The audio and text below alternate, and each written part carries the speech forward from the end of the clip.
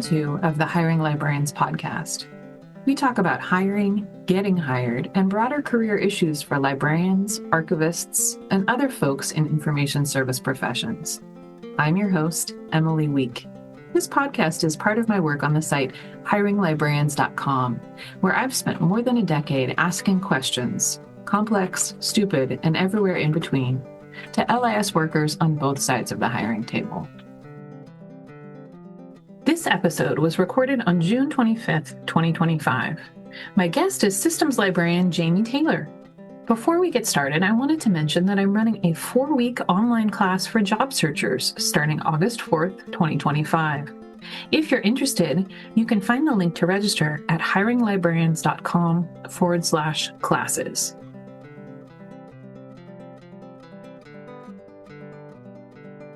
Hi, Hiring Librarians podcast listeners.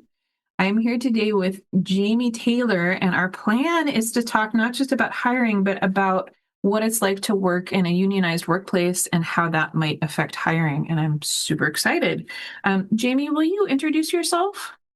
Sure. As you said, my name is Jaime Taylor. I am the coordinator for the systems unit at the UMass Amherst Libraries up here in Massachusetts.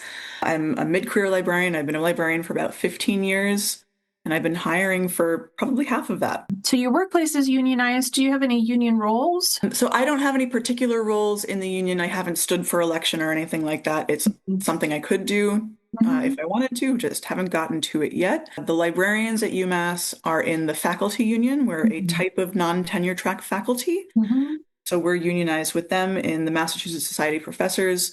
We have a few other unions also in the library. Basically, everyone who's not administration, what is called management in union terms, is in one union or another. So we have PSU, the Professional Staff Union, which is for people who have some kind of specialized profession or skill that isn't librarianship or being a faculty member. So a certified electrician, for example, would be in PSU.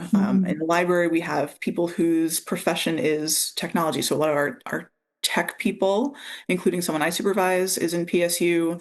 And then we have USA, the University Staff Association. In the library, it's mostly what we might call clerical workers. I also supervise someone from that union. So I supervise people from all three of our major unions. And we also have ASME employees on campus. That is really interesting. And I totally jumped ahead. We had discussed talking about maybe union stuff a little later on, but I totally jumped ahead because I didn't realize.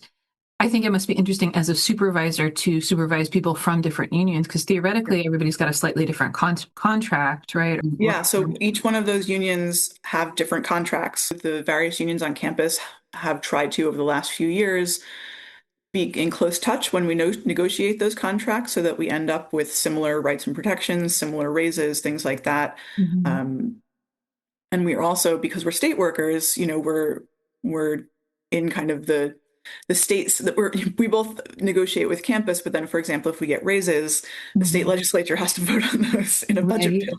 Yeah. Oh, so many hands and so many people, different voices. Yeah. And I think I'm possibly the only person in the library who supervises workers from all three of our unions. Oh, that's good.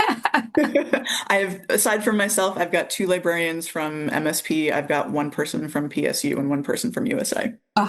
We're all locals of the Mass Teachers Association, the MTA, which is part of NEA. Okay. I have some more questions about supervising people in unions and being in a union yourself, but I want to skip back and just start at the beginning to let people know a little bit more about who you are. I try to ask everybody who comes on the show about their career path because I think, some people wanted to be librarians as children and some people found much later in life, and everybody's got sort of this interesting path to where they got. So will you tell us a little bit about how you got to libraries and the more particulars of the work you do now? I am not one of those people who, as a little child, wanted to be a librarian. For some reason, it never crossed my mind, despite having librarians in my extended family. So one of my grandmothers is a librarian. I have an aunt who's a librarian. I went to libraries as a child, but I didn't ever think, oh, that's what I want to do with my life. So I didn't have the thought that, oh, maybe I'll go be a librarian until I was halfway through undergrad. And an upperclasswoman who I lived in the same building with, she was headed off to library school after graduation. And that was the first time I thought, oh, that's a thing I could do. There's a path from where I am now to where that would be. Mm-hmm. And so then I took a year off between undergrad and grad school and took myself off to library school. And I actually studied to be an archivist. Oh, uh-huh, uh-huh. I took an archives management track in grad school and have never worked as an archivist. Mm-hmm. Mm-hmm. I, drifted job by job from something like that to where I am now. So my first quote unquote real job after grad school, I was an art librarian at a gallery in New York City. Mm-hmm. And then after that, I did work in a special collections library, but I Uh-huh. was doing systems work. Uh-huh. So I went from being an art librarian to being a systems librarian in a special collections, and now I'm a systems librarian and supervisor in a university. Mm-hmm. But actually, I think it's pretty common for folks who study archives to end up in systems. I have another staff member who took a similar path. She studied archives and now she's just doing systems. So I think that's not uncommon, actually. Why do you think that is? Well, for one thing, there's certainly enough collections out there that need to be processed, but collectively, I think we produce more archivists than archives are willing to hire, Uh-huh. even though there certainly is the work to be done. And thinking about my own archives education compared to the general librarianship track, I think we end up getting more technical and systems education in Mm-hmm. archives. Mm-hmm. I certainly learned in my archives classes how to use software, how to make EAD records and things like that. Mm-hmm. And there is, for the most part, there isn't really like a track in library school at almost any library school that is like the systems track. You don't learn how to use how to admin catalog software. Right. You don't learn how to configure a discovery layer. So Mm-hmm. almost everyone learns that on the job. Mm-hmm. And someone who maybe went through the archives track and learned the technical aspects of archives, because that does actually get taught, or at least where I went, it did, Uh-huh. 15 whatever years ago. It's a bit of an easier shift because you've already been inside the guts of some kind of record system. Yeah. That's kind of what I was thinking when I was asking you the question, but I was always a public services librarian, so I don't have that specific experience. And it makes me want to ask you a really dumb question too. Go for it. Is how is a systems librarian distinct from a technical services librarian? So technical services would include systems librarians, depending upon Mhm. where you are. They might actually be, some places file them in IT, some places put them in technical services. Technical services is more than just systems. So what we call the Information Resources Management Department in my library is basically our technical services department. Mhm. And that has three units. It has my unit, which is systems, it has the acquisitions unit, and it has the cataloging unit, Mhm. metadata unit. So historically, technical services mostly talks about cataloging. Mhm. Um, and cataloging and systems work very closely together. Some smaller places, they're the same. So there's this kind of this life cycle, record life cycle, item and record life cycle function that all Mhm. gets grouped together in technical services, and that would include a lot of places systems, but would also have other things. Mhm. And so you would also be distinct from a cataloger in that a cataloger might make the individual record, but then you're Mhm. in charge of like how is that record found within the Yeah. software? So again, depending upon exactly what gets stuck where, Right. we at my library, the systems unit, we admin the catalog software, Mhm. right? So the systems, the software that the catalogers are making their records in, we administer Mhm. that software. Mhm. At this point, our front ends and back ends are different. So we administer the discovery layer that governs how the records are displayed, how they're searched, what they look like when patrons find them. And we might do, again, depending upon your library and the responsibilities, we might do, or cataloging might do kind of batch processes. So instead of cataloging one record, maybe you have to make the same update to 5,000 records. We Mhm. might do that, or Mhm. maybe metadata would do that, depending. My last job, where I was the only systems librarian, that Mhm. was my response. If we were doing batch processes, the Yeah. catalogers would tell me, "Here's what I need," and Mhm. I'd go do it. Mhm. And they would worry about individual records. Mhm. Thank you very much because that's something that's always in my head of like I know systems librarians and I talk to them a lot, but that distinction I think is So it helps a systems librarian to be very yeah. familiar with cataloging. Yeah.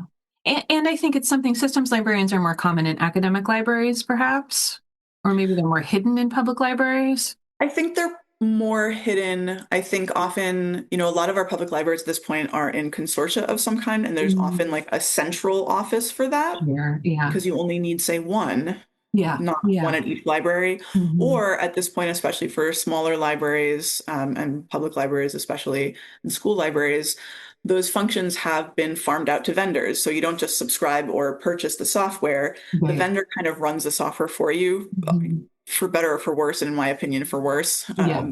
But so larger libraries, and I think it really depends upon the software you run, and whether you have a consortium or things like that. Hmm. So you, in your intro, told us that you had spent about half your career involved in hiring in some way or the other. So what kind of roles have you played in the hiring processes? So at this point, I've played most of them. Where I've been at UMass now for almost 6 years, and I've Uh-huh. been on at least one hiring committee per year in the Uh-huh. entire time I've been there. And at my previous job at the Special Collections Library, I did a little bit of hiring there too for some of my colleagues and interns and part-timers. Now, when I'm hiring, I'm usually hiring my own staff. I've Hmm. occasionally been on other people's hiring committees. So I have 4 people working in my unit. I've hired all of them in the last six Hmm. years. So I write job descriptions. I help our HR department figure out like where to advertise. I do some of that advertising myself, especially like social media and person to person. With the search committee, I review resumes and cover letters, decide Hmm. who we want to speak with. And then where I am, we conduct 2 rounds of interviews. The first one will be a Zoom interview and shorter. And then we decide between those people and have them in on campus. The only thing that I don't do is, decide who exactly is going to be hired and make a job offer. That sits with, the dean of libraries where I am, Hmm. decides who to hire, and then our HR department deals with the offers. Hmm. That's something that I think is very interesting in many academic libraries is you are the supervisor, you're the manager, so you would think that perhaps you would get the final say on works in your department. But even if you're chairing a search committee or part of a search committee, it goes to somebody else. Hmm. Yeah, so certainly in for all of the 4 people who I've hired who work in my unit, I've gotten the person I wanted. And I Hmm. think for the most part, the deans of libraries that I've worked for, and this is I'm on my third dean of libraries, tend to either agree or defer to the decision of the supervisor and the search committee. Hmm. There have been cases before I was at UMass where the dean chose someone else, and they have their reasons, Uh-huh. whether that's sometimes budgetary, sort of. Hmm. Um, and also, on the side of the candidates, the first person who gets an offer, who might be your first choice, might turn you down. Sure. And Yeah. you don't necessarily, and I don't know that. I only know who actually gets hired in the end. Hmm. Hmm. That's really interesting. Part of the work that I try to do is to sort of pierce some of the opaqueness around hiring. And we think sometimes that the people on the committee or people that are interviewing us are the people that know exactly what's going on. But those levels of opaqueness happen at every level within the process. Hmm. Um, do you remember the first person that you hired? I do. The first person I hired, his name is Kevin. I hired him Uh-huh. at my last job. We hired him to run our digital assets management system. Hmm. We're doing a migration from an older, kind of defunct system that was not as robust to a new, very robust system, and needed someone to first do the migration and then administer that system. So we hired him. That was maybe 8 years ago. Hmm. So, and we're still in touch, even though neither of us work there anymore. Yeah. Yeah. Do you remember any like lessons you might have learned or any impressions that you had your first hiring?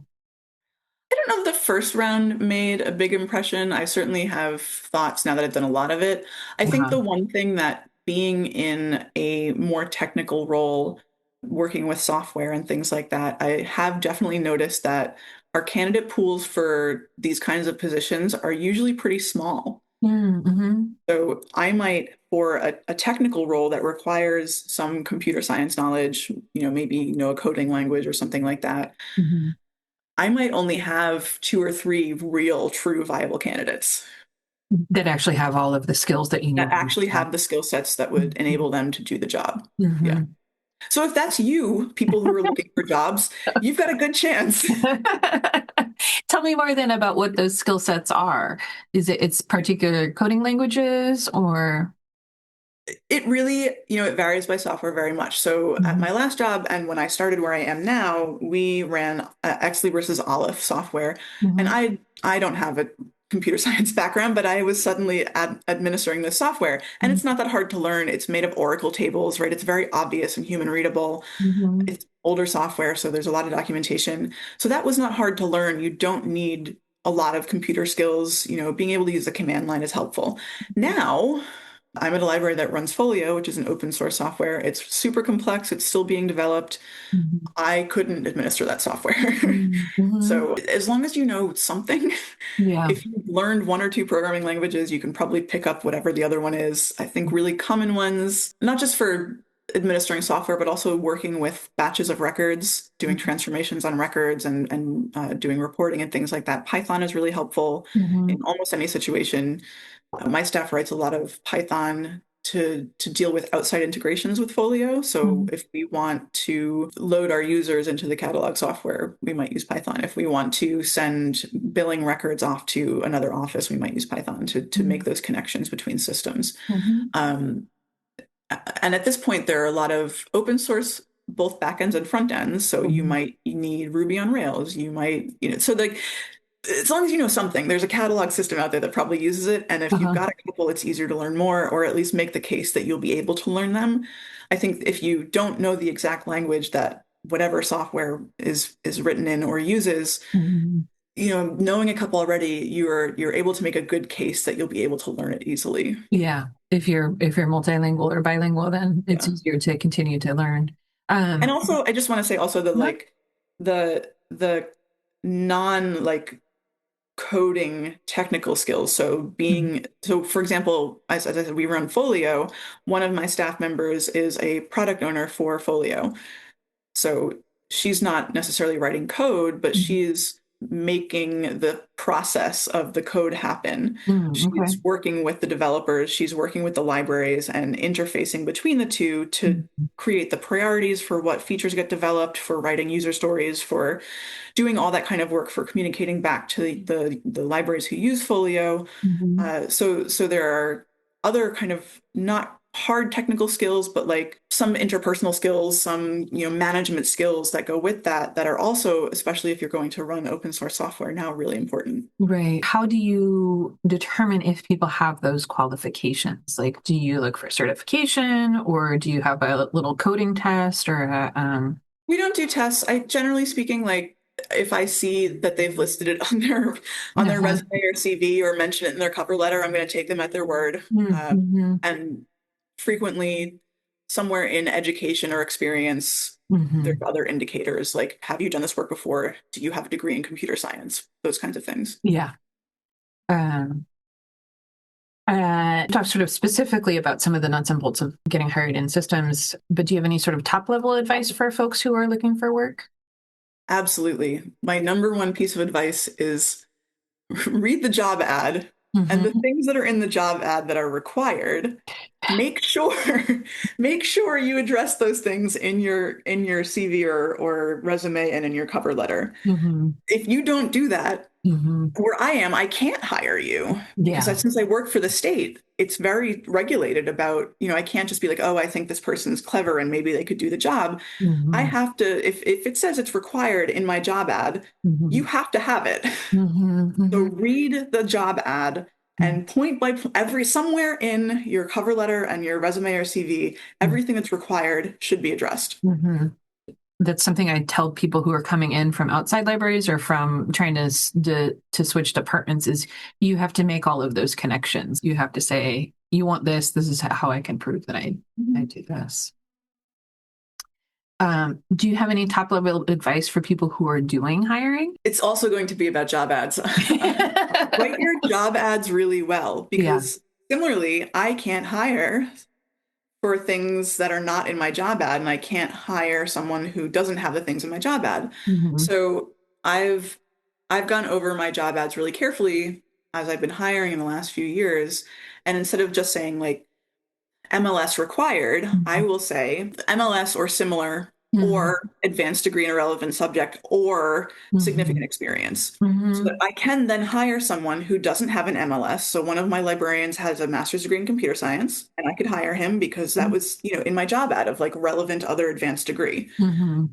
Um, I haven't hired a librarian who doesn't have an advanced degree, but I think if I wrote it that way and Mhm. someone had 20 years of software admin and development and that was what the role was, maybe I could, Yeah. if I wrote equivalent experience in it. Yeah. So that's one place, especially if you do work for an arm of government, whether it's a state or a municipality, Mhm. or if in a unionized environment you have a contract that states these things, Mhm. you have to do them and you can't kind of wiggle around them. So Mhm. be really careful about what you write your job ad as because you are going to get what you write.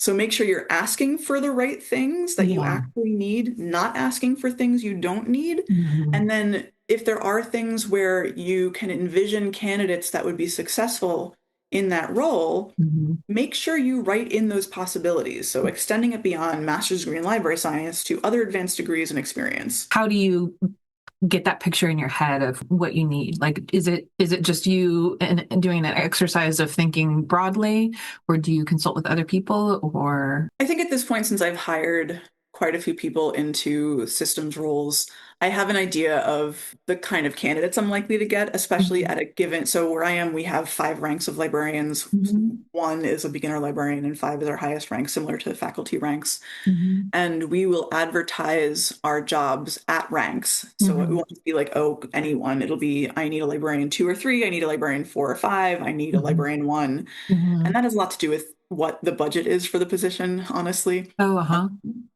And sometimes how difficult the role is, right? I'm not going to hire a supervisor for another unit at a librarian 1, right? That doesn't make sense. Right. So I have an idea after having done so much systems hiring of what kind of people are out there Mhm. who would be able to do the job. So, and especially at a given rank and therefore at a given rate of pay. So if I'm Mhm. hiring someone who does need to know a couple coding languages, who does need to be able to use statistical packages and things like that, and I'm trying to hire a librarian 1, I look at that and say, I'm going to have a hard time hiring because they can make, any day of the week, twice or 3 times that salary in the private industry. So I'm Mhm. probably not going to get a lot of good candidates. Mhm. Or thinking like, I'm expecting this person to know how to admin software, but then also do this other thing. Does that make Mhm. sense? Do people know both of those things? How would they have gotten those skills? I think a lot Yeah. about how would someone have acquired those skills? And Mhm. if that doesn't match up to what I'm asking for, if there's really no way for a person to develop the skill sets, Mhm. especially when it's more than one, that I'm Mhm. asking for, I know that I'm going to have a hard time. Mhm. That's a really good question to think about. How would they have acquired, like, to try to think about career paths or, outside of a typical career path? That's one of the things that I hear a lot about creating better accessibility in jobs is to make sure that the things you're asking for are actually the things you need. And the typical example I hear is like asking for a driver's license when really you want to know, are they eligible to work? Right. Or Or I don't need a systems librarian who can lift 50 pounds, right? right, yeah, You're not yeah. picking up the server. Yeah. And even that language of lifting 50 pounds, if you needed somebody who is able to move the server physically, like, but they probably don't have to lift it, like they could push it or, you Or know, like the amount of time you'd spend moving a server, I might do that once in my entire career. yeah. I can get someone else to do it. Yeah. Oh yeah. Yeah. Can supervise moving So a having server. those standard language of has a driver's license, can lift 50 pounds, I don't need Mhm. a systems librarian who can do either of those things. Yeah. And you said at the beginning that you have actually a pretty narrow pool of people who have the qualifications Mhm. that you want and maybe also are interested in working for UMass rather than in the private Right, sector where they can make a right. lot more money. Um, if, And I do have staff who've made that choice, who are yeah. willing to be in a unionized environment working Mhm. for the state. Massachusetts has a great state pension still, unlike most Yeah. states. Yeah. Knowing that they're only ever going to work 40 hours a week Yeah. and have a nice life and Mhm. retire in their 60s with a pension. So some people have made that choice, but it's not as common as you'd think. Yeah, it seems like it behooves you to make that pool as wide as you possibly can to like eliminate the unnecessary barriers so you can have a broader staff. Oh, hey, just a quick interruption to mention again, I'm running a 4-week online class for job searchers through ALA Core. It's free for members and not free for non-members. This is for LAS workers at all levels who are looking for more support and structure in their job search. If it's before August 4th, 2025, and you're interested, you can find the link to register at hiringlibrarians.com/classes. And now back to the podcast. So I guess let's maybe move on to talking more about union stuff. So we talked a little bit about the fact that you supervise, you're the only person in your library that supervises people from 3 different unions. And we talked a little bit about writing your job description carefully because the union might have something to say about who you hire based on your job description. Can you talk a little bit more about how unions might affect the hiring process, at least writing a job description?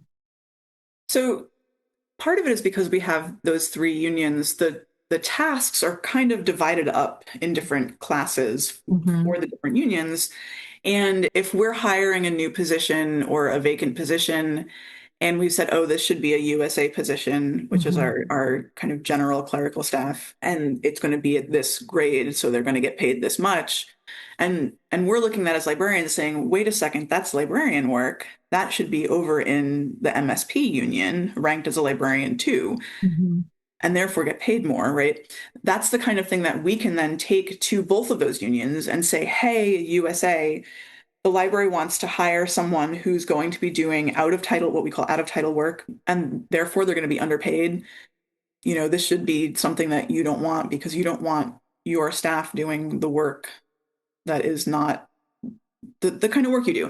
And then to my union saying, hey, the library's trying to hire someone into this other union for work that we think is library work and therefore faculty work, right?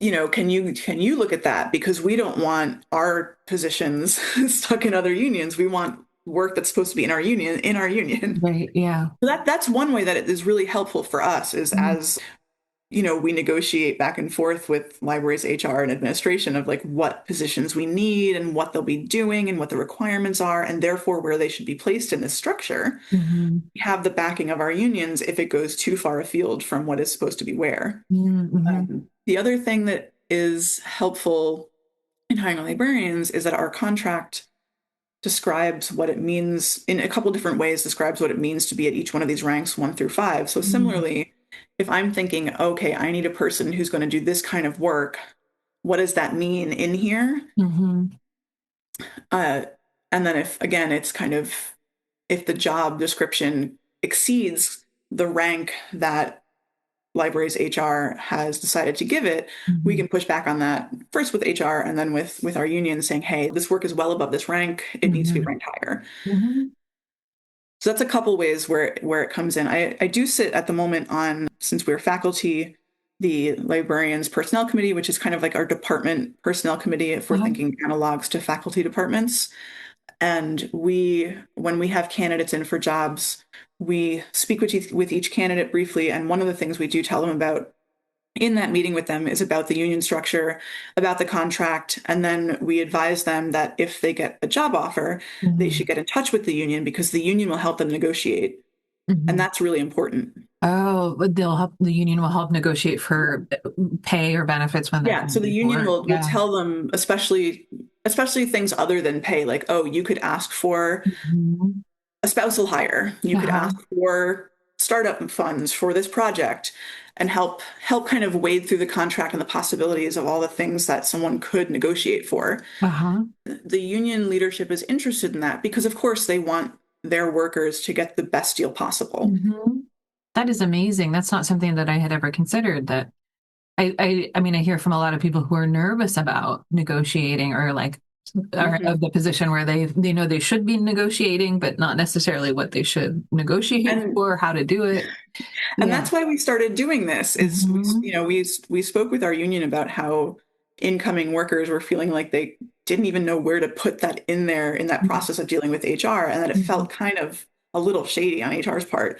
And so we worked out that, you know, we would have the opportunity to tell candidates this, and the union would be perfectly willing to hear from them so that we could kind of get around that and get better deals for our incoming workers. That's great. That's really cool.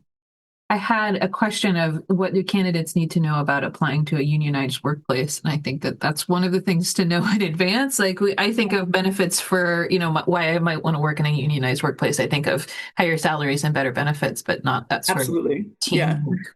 Are there And anything else that you can the describe? biggest piece of advice I would give, maybe the union you're attempting to hire yourself into doesn't do advice on negotiating. But the Mhm. one thing that everyone should do is if they're, I wouldn't say do it as you write the application, but if you get an interview, Mhm. go find the contract and read Mhm. it. Mhm. So my union's contract is available online. Librarians are covered by Article 20 in my contract. So they don't need to read the whole thing. It's very long, but reading Right. Article 20 is very illuminating. Uh-huh. So if you can find the contract for the union that the position you're interviewing is in, go read it. Hmm. And definitely if you're getting that offer, Yeah. read the contract. Is it available on your union's website or on your library's website? Um, if one was to Google or DuckDuckGo, let's not use Google, let's go here, Uh-huh. uh, MSP UMass Amherst contract, Uh-huh. it would probably It be the first would or the pop second up. hit. Yeah. It So, it sounds like that might also be something that you could ask for, if not from HR, maybe from other librarians that you have interviewed with to ask if that's available. yeah, and that's, one of the things that we don't give them the contract because again, it's very long, but we say, here's, there's a link, here you Yeah. go. Yeah. We give Yeah. them a lot of documentation about working at the libraries, and one of the things is the link to the The link contract. to the So contract. if you're at UMass interviewing for a librarian position, by the time you get the on-campus interview, you're being handed the ability to find the contract. That's great. In general, have your union experiences been positive? Yes, very much so. I came into UMass at a weird time. Uh-huh. I started at UMass about 6 months before the pandemic started. Oh, sure. Yeah. And also completely unrelated and, just incidental. Hmm. At the time, my position supervised three staff, and two of them were retiring within 2 months of me getting there. Hmm. So I did hiring right off the bat. Yeah. But also the way that, I had my staff retire, and in a university, the hiring takes a long time. So the Hmm. pandemic had hit before I'd gotten to my hiring. Hmm. And so for quite some time, one other person and I were running the entire systems unit, and I was able to go to my union and say, hey, this is untenable. I'm doing two people's jobs. Like, what can we do about this? And we did Hmm. eventually do something about it, by looking at the contract and finding what I could ask for kind of in exchange for doing this extra work. And in my case, I ended up getting 2 months of research leave a year later. Oh, uh-huh. Kind of, and the way we argued that from the contract is that because we have these academic rank promotions as librarians, Right. and you're expected to produce some scholarship in order to qualify for them. Yeah. The fact that I was doing multiple other people's work for the first year and a half or so I was there meant I didn't have time to attend to that kind of work. So, in Hmm. order to make up for that, Hmm. we found a place in the contract where there was, research leave and things like that available, and said, hey, okay, Hmm. Jaime gets 8 weeks of research leave in order to catch up to where I should have been in terms of my scholarship production in order to qualify to advance through the ranks. Yeah, And that all came from the contract. that's wonderful. Um, my other question that I came up earlier that I'm glad I'm remembering to ask you because it could have gone the other way. So you are in a union, but you're also supervising people who are in your same union? Yes. Okay. Yeah. So, right, there's workers in management, and Mm-hmm. never the twain shall meet. And so I'm not management, I'm a worker. Mm-hmm. Management are non-unit, they're not in unions. Mm-hmm. And so I'm in the faculty union and I do supervise, including other librarians. Mm-hmm. But my title is supervisor or Mm-hmm. coordinator. My work is supervision and my title is coordinator. My title is not management. I don't manage in the sense that manage and management is used Mm-hmm. in a union sense. We Mm-hmm. kind of have a colloquial understanding of it where you'd think I do management, but in how we talk about that in a union sense of workers and managers, workers and bosses, Mm-hmm. I'm not a boss. I Mm-hmm. coordinate. And that's how I run my unit. I'm not like wagging fingers and telling them what to do. I have really wonderful people. Mm-hmm. And so I coordinate the different work that they do. I Mm-hmm. do a lot of administrata and paperwork about it. And that's kind of Great. the supervisory tasks. Mm-hmm. I do their annual reviews. I whatever. I liaise with them with other parts of the library and campus, Mm-hmm. but I'm not a manager. So that's how that works, is that I Mm-hmm. have this specific role, and my role is to coordinate the work of these other people. Mm-hmm. So I'm just trying to tease out more about the distinction because it does seem sort of like I can hear you. It means something different to you, but it also it sounds very similar. Is it like so? If you did a performance review, or are you thinking less in terms of like how would you do a performance review as a supervisor rather than as a boss? So I'm going to back that up a step Yeah, and talk a little more about the difference between management and workers and that's bosses and great. workers and Yeah. unions.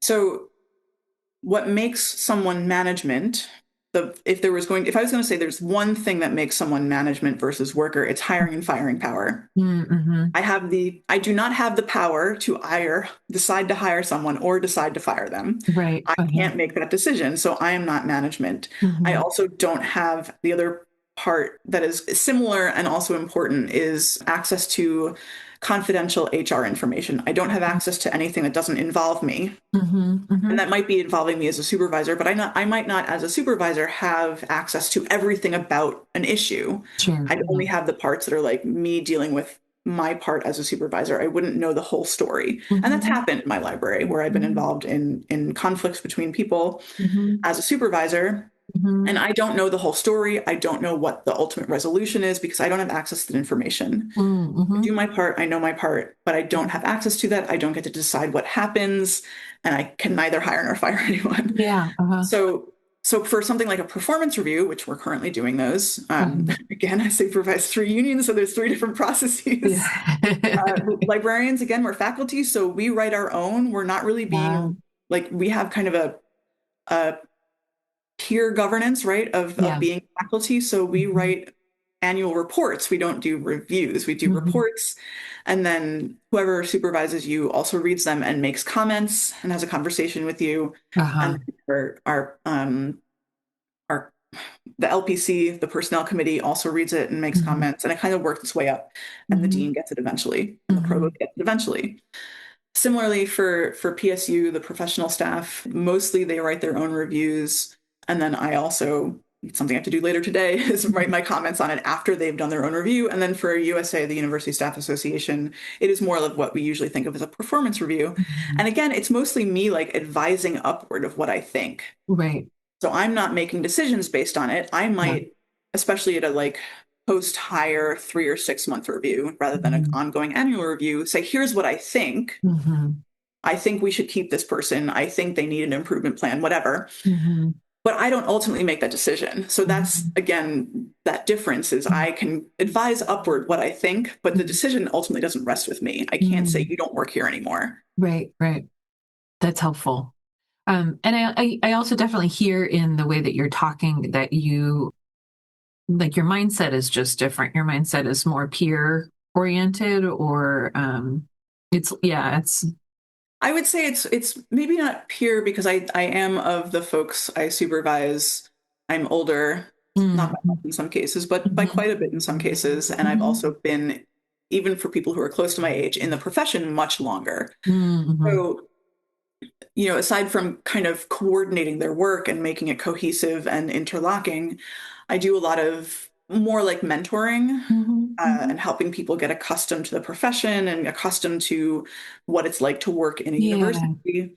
And that's big things and little things. It's like it might be like, oh, how do I write a memo? I've never written a memo before, and then I'll Mhm, give some mhm. examples and be like, here's what I think. Yeah. So and that is partially because I have a really wonderful staff that I get to approach it that way. And I know that's not the case for every supervisor, even in my library. Some Mhm. people have to do much more what we think of as like supervision Right. Corrective. such and be a Mhm, little more strict and do a little more like checking in, making sure people are doing what they're supposed to. mhm, I'm very lucky. I have a really wonderful staff. As I said, I got to hire all of them. So I mhm, had my pick.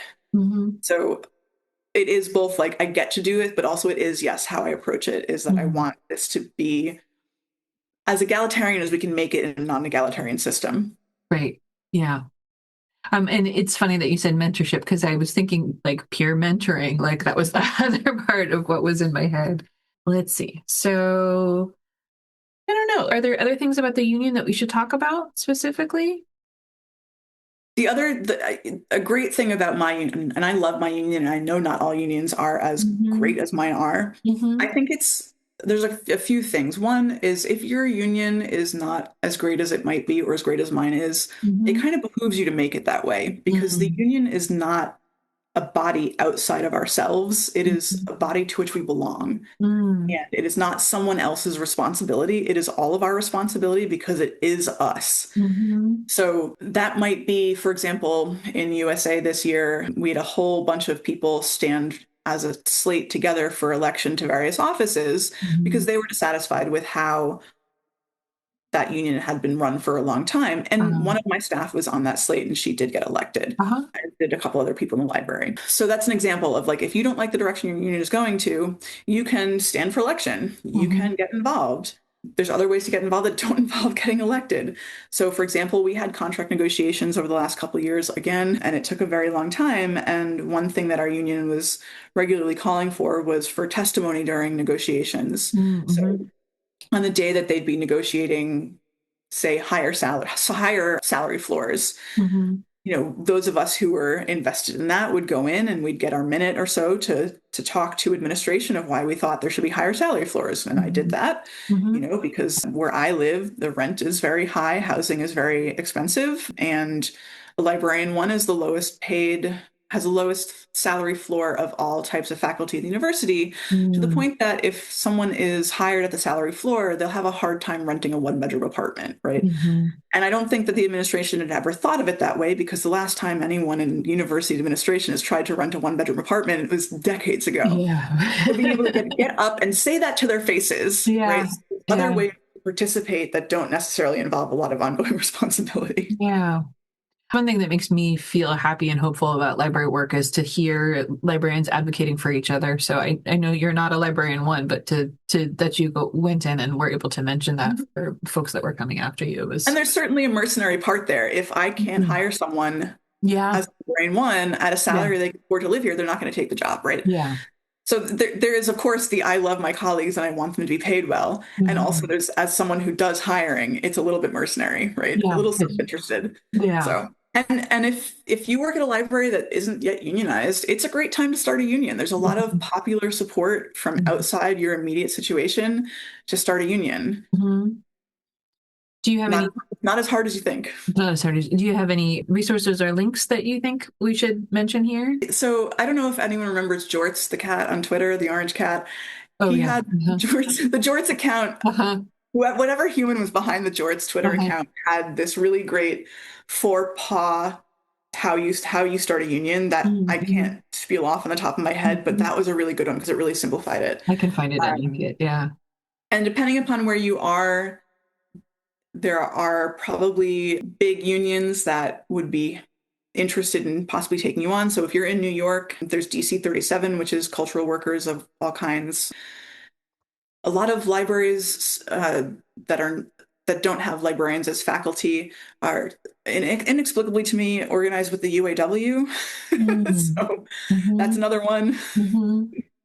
And if you Um, have like a state, as we are in Massachusetts, where with the MTA, the Mass Teachers Association, yeah. perhaps looking through the education unions, a lot of which are already existing, would be a Mhm. good way to look. Mhm. So When don't do it yourself. Work with people who can do it for you. yeah, that's great. And to think about like the union exists to help you even if you are not yet in a union Mhm. is a good way to think about it. When I was in a public library union, we were SEIU, which is Yeah. service workers. Looking up the laws and things like that and getting some advice from places like SEIU or UAW. Mhm. Attempting to organize a union is legally protected activity. So Mhm. knowing that in case your institution tries to retaliate is really important. Mhm. Yeah. Um, No, I'm like my librarian brain is like, and then I will include the long list of unionizing resources here, which probably won't actually happen. So I think maybe to move on to more advice for people that are looking for work. Do you have any like nitty gritty advice, like cover letters should always be 2 pages, or do you have any particular hiring rules in your head that you'd like to say? The thing I would offer here is actually that like most of the rules don't apply anymore. Mm-hmm. So we're at a point where most of this work is done digitally, Mm-hmm. where like so you don't have to worry about like printing it on the nice paper anymore. Right. Yeah. And when I was a new librarian, we were in the middle of that transition. So it was Mm-hmm. really hard to tell, like, does this job want it electronically or do they want it on paper? Do they Yeah. care about the nice paper still? Do they Mm-hmm. care if it's too many pages? So worry less about that. The Mm-hmm. thing that I would say is make whatever document you're creating easy to read. I Mm-hmm. sometimes get resumes that are on these, templates someone found out somewhere on the internet that I look at and like I can't understand what I'm looking at very easily. Mm-hmm. I would say if you're choosing between like templates or whatever, just like opt for the most basic, boring, simplest one that Yeah. has a section on education, a Mm-hmm. section on experience, and at the bottom, maybe you have some like skills sections. I don't need a sidebar that lists all this. Like, keep it simple, stupid. Yeah. That truly, the page number thing, I think, isn't a rule anymore. A general guideline would be the earlier you are in your career, the shorter it should be. Yeah. So Mm-hmm. if you're looking for your first library job, 1.5 pages each for at absolute most for Yeah. resume and cover letter. And I, as a mid-career librarian, like my resume is now a CV and it's 7 pages long, and I'm not leaving UMass anytime soon. But if I were to go work at another university, they'd get all 7 pages of it. Yeah. And I would write a cover letter that was probably 2 to 3 pages long, Uh-huh. right? Because I Uh-huh. have significant experience, things to talk about. Mm-hmm. But if you're starting out early on, keep it shorter. Say what you need to say, but keep Mm-hmm. it short Mm-hmm. The until you have a lot of stuff to say, and then make it as yeah. long as you need to. Yeah.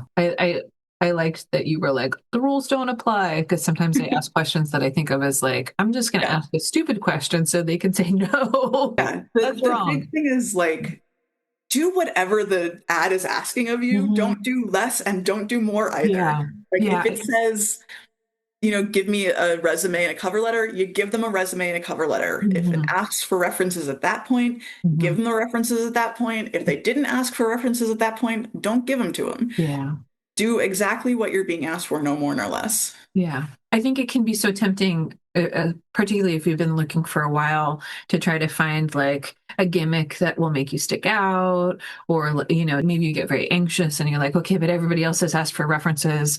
And I think that that is really good advice. Dial your energy in at what they've asked for. Yeah. Yeah. Oh, and so any advice that you have around how can a job searcher determine if a place would be good to work? I think that's a little hard. The things that previously we would use as metrics of like, have a lot of people left lately, don't Hmm. really stand anymore, Hmm. especially in these weird times. Like, I think my library is a decent place to work. Certainly it has its problems, but we've had a lot of like administrative turnover. That doesn't Hmm. mean you shouldn't come work here. So I think that it's less important, some of those things that previously have been metrics. The Hmm. most important thing, honestly, is try to find someone who you know or who is a friend of a friend who works there or has worked there recently and talk to them. About what it's like. And hopefully they will tell you both the good and the bad things. Yeah. And that doesn't, and also like a place like where I work that is very large, Hmm. you know, it might be really great to work in my unit. It might not be so great to work in someone else's unit. So thinking not just about the whole organization, but Hmm. also where in the organization you're going to be, Hmm. because Hmm. it might be better or worse than the organization as a whole. Hmm. That's great. I've really enjoyed talking to you, and I think you've had some really good insights to provide. Is there anything that I should have asked you that I didn't, or anything else that you want to touch on before we wrap up? I just want to reiterate, if you don't have a union yet, try to start one. It's as workers, the best thing we can do for ourselves. It offers us so many more protections. On Mhm. average, we get paid more. Mhm. Just it is absolutely worth it. Yeah.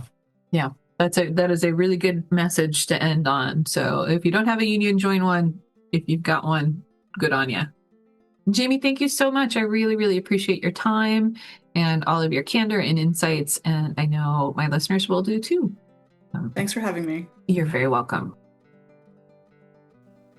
Thank you for listening, and thank you to my guest, Jaime Taylor.